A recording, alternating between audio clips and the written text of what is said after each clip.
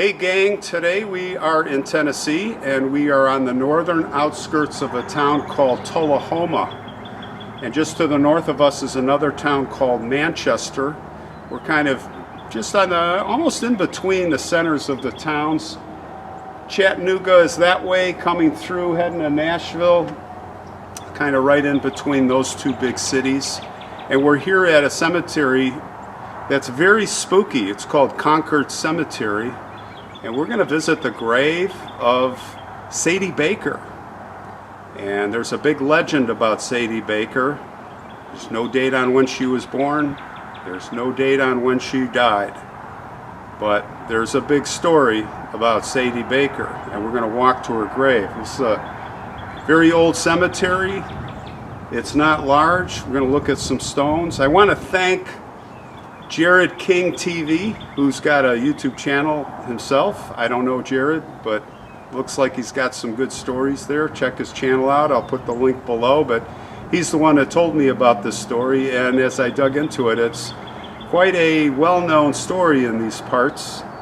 So let's take a walk to the grave of Sadie Baker, and I will tell you the story.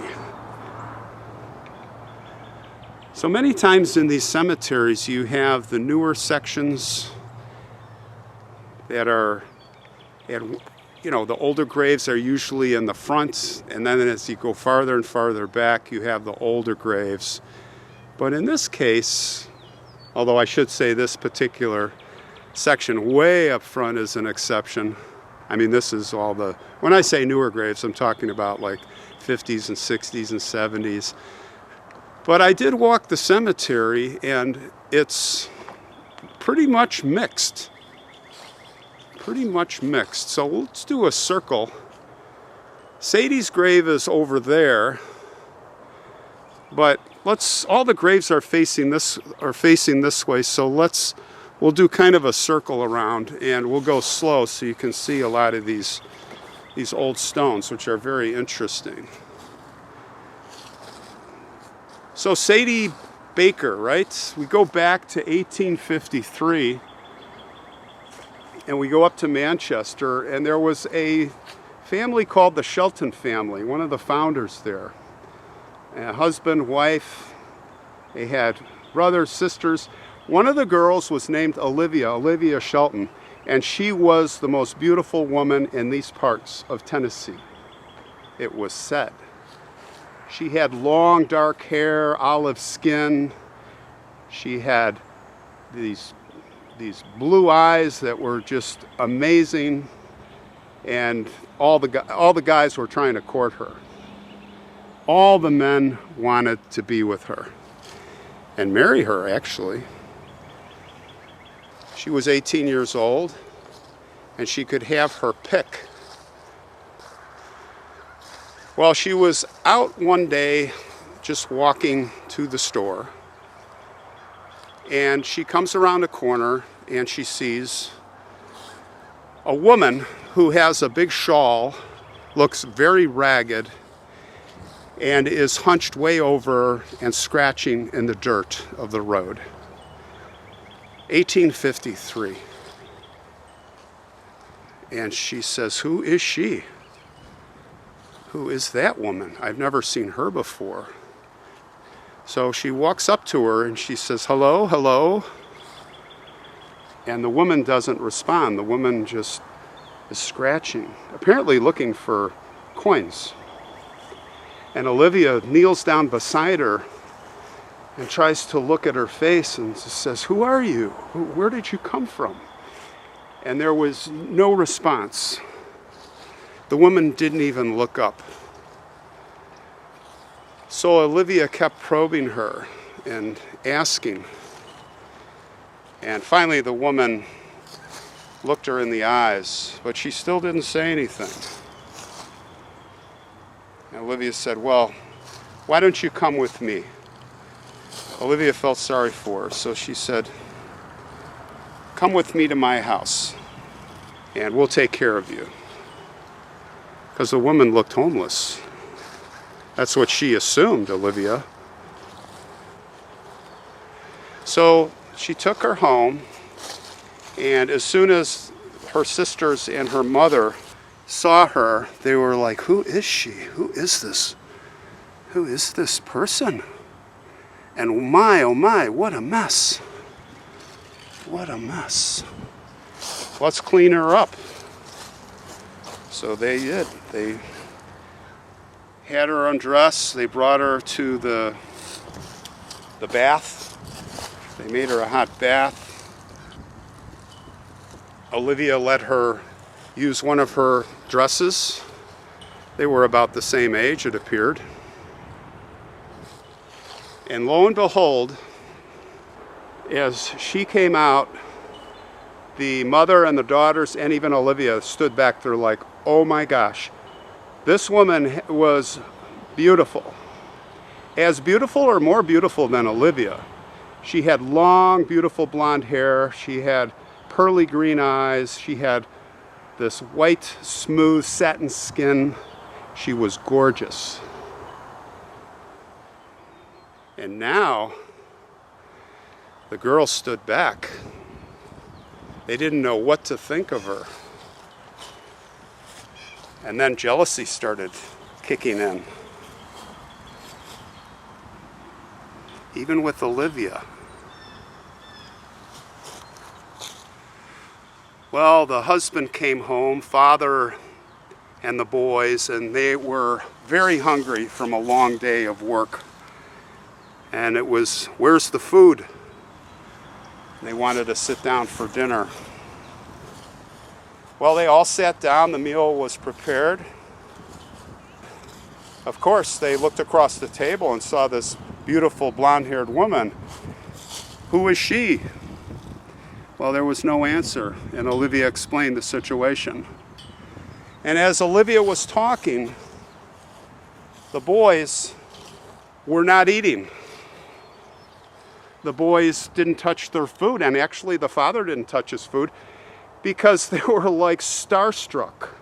And then the boys started giving her the look and started probing, and you could tell, they could tell that there was an immediate attraction, the young boys. Now, Dad was not happy with that. He got very bristly. And of course, Mother Shelton didn't like that either. But what could she do? Well, they ended dinner abruptly.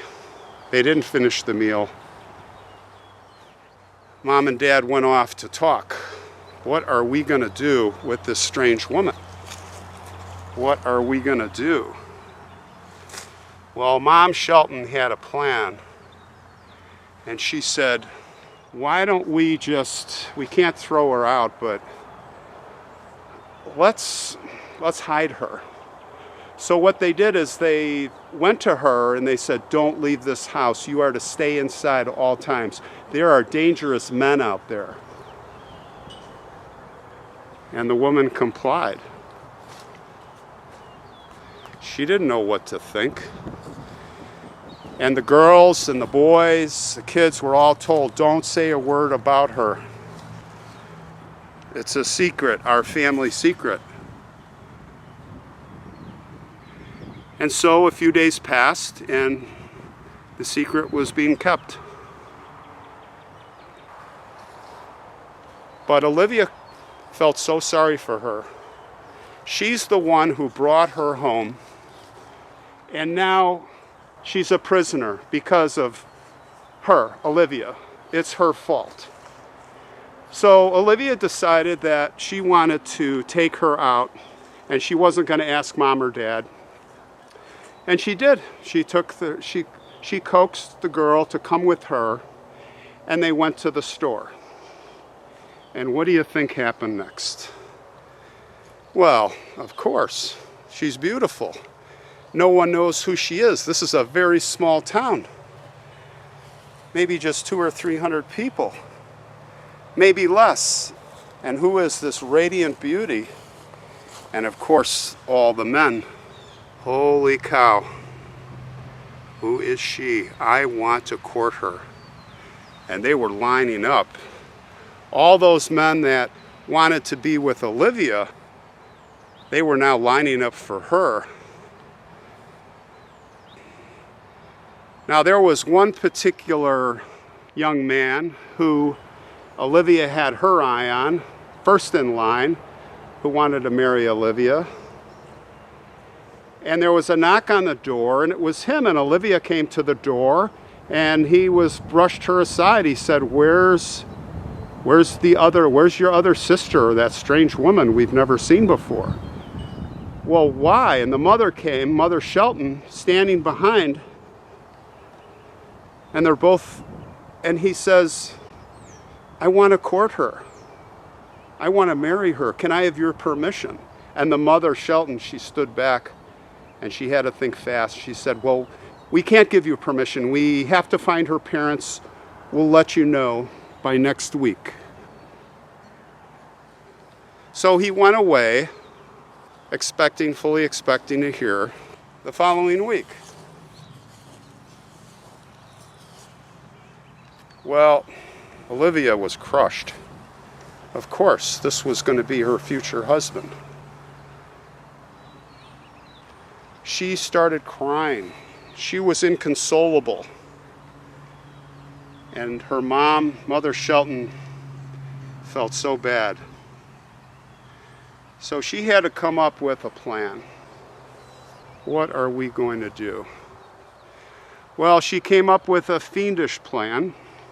And the plan was to go to the preacher. And she went to the preacher, and she made up this whole story about this woman who came into our lives out of nowhere, who will not speak, who is this beauty.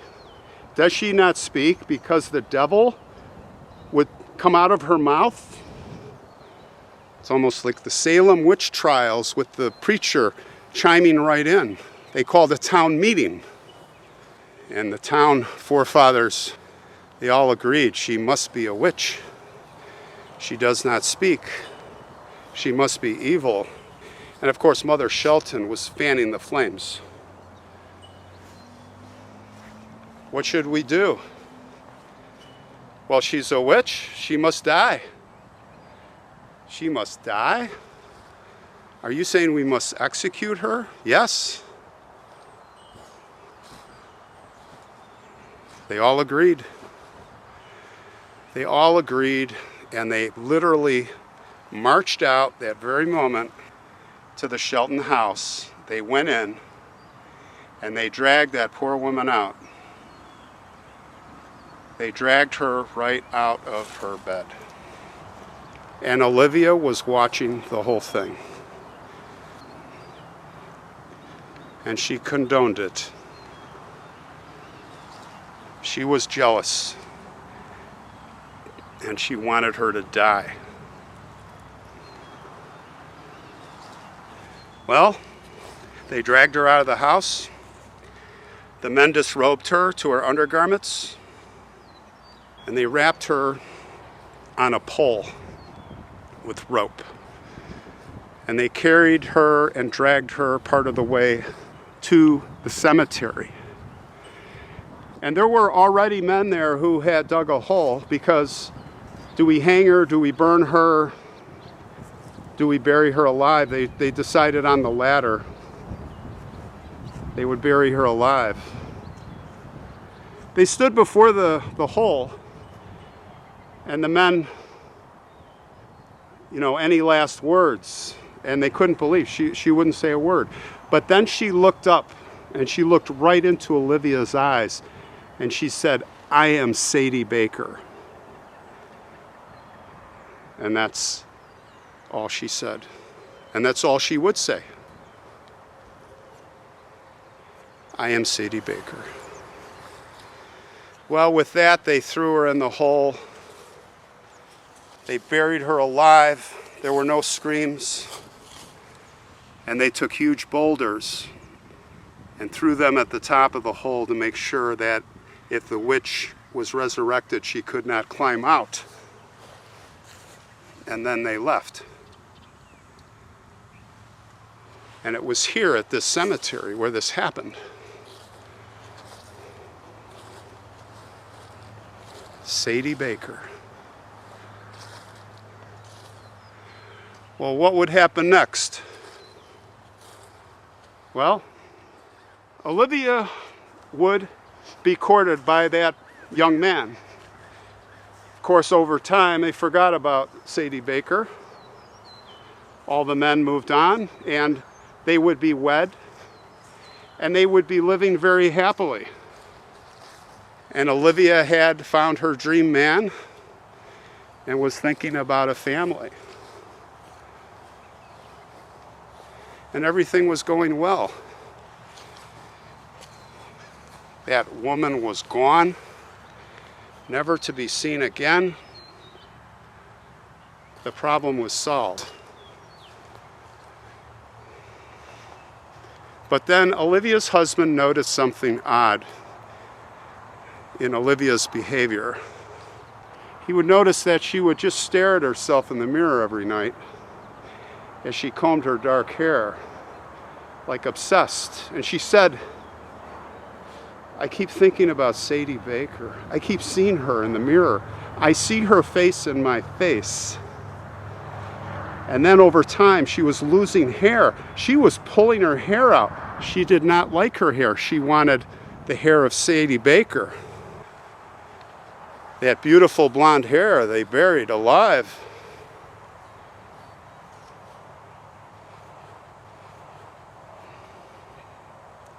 It got worse and worse. Family and the husband, they took Olivia to the doctor. And of course they gave her medications, they did rituals, they did chants. They pretty much did unsanctioned exorcism. But nothing worked, and she got worse and worse. And then all of a sudden one night, she just screamed at the top of her lungs, I am Sadie Baker, and ran out of the house as her husband chased her. But she was so fast, she ran into the woods and she disappeared. No one could find her. Olivia was gone. They searched and searched high and low, but she was never seen again.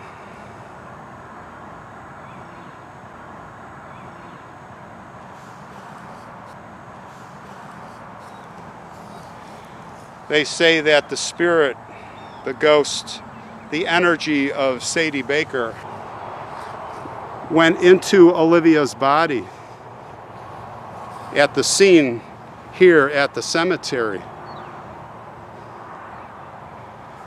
She jumped into Olivia. It was possession. Possession of the worst kind. And that is the story. And her grave is right up here.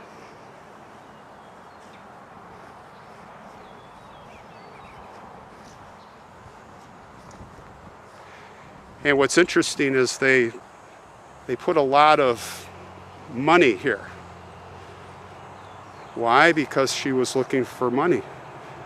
When she was first spotted, she was looking for coins. Or so they thought.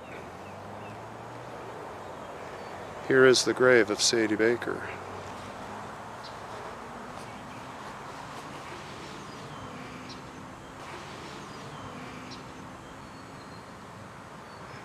Rocks and coins. And a bracelet. And a key. Interesting. Now I looked down and I didn't notice this. But there is a huge rock. It's mostly covered up. So this is the rock, or rocks, this looks, that cover Sadie Baker, so that she cannot rise from the grave.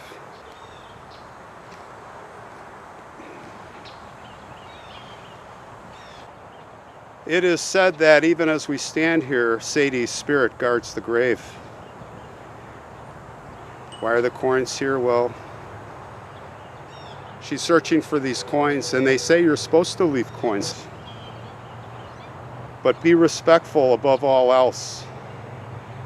and then leave her be, as Olivia should have done so many years ago. What's interesting is I checked on Find a Grave, so Wileman. If you look at father, you look at siblings, Wileman. I didn't find any Wilemans here. Not to say that they aren't here, but the dates are later. Like it says sibling, it's late 1800s, not when this happens, so I question that. But there is a picture of her sister, if Find a Grave ancestry people, whoever did that is correct. And what I'm going to do is a time regression of her sister younger, what Sadie probably looked like, if that is indeed her sister. So we'll look at that.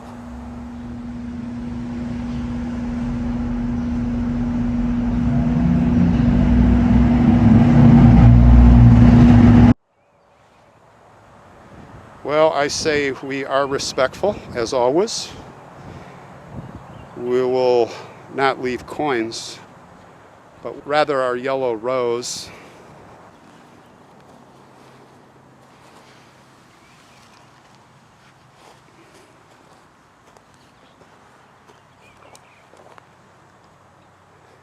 And we will let Sadie Baker be. Rest in peace, Sadie Baker.